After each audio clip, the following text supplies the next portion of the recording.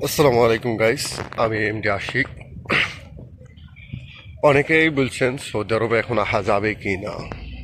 তো এই প্রশ্নের একটি উত্তর, দেখেন ভাই, আপনার টাকা, আপনি সৌদি আরব আসবেন কি অন্য কোনো কান্ট্রি যাবেন সেটা একান্ত আপনার ব্যক্তিগত ব্যাপার।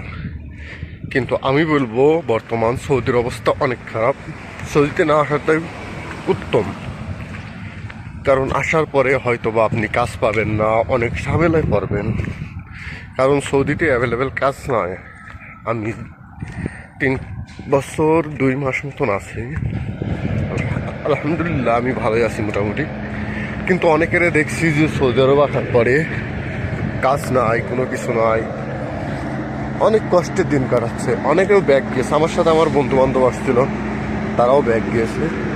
তো যেটাই করবেন ভেবে চিন্তে করেন। আমি আপনাকে বলবো সৌদি আরব আপাতত না আসাই ভালো। কিছুদিন পর আসেন, কিছুদিন পর আসলে আপনার জন্যই ভালো। না হলে দেখেন ভাই আপনার টাকা আপনি আপনি আপনার টাকা দিয়ে আসবেন, আমার তো কোনো প্রবলেম না। বাট আমি আপনাকে ছোটো ভাই হিসাবে বললাম যে সৌদি আরব এখন আসেন না, কারণ সৌদি আরবের অবস্থা খুব একটা ভালো না।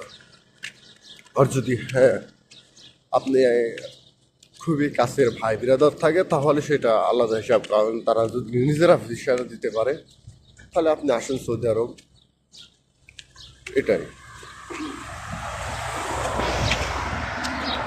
তো গাইস, সবাই ভালো থাকবেন, সুস্থ থাকবেন। আশা করি ভিডিওটা আপনাদের ভালো লাগছে। ভালো লাগলে অবশ্যই লাইক, কমেন্ট এবং চ্যানেলটাকে সাবস্ক্রাইব করবেন। আল্লাহ হাফিজ।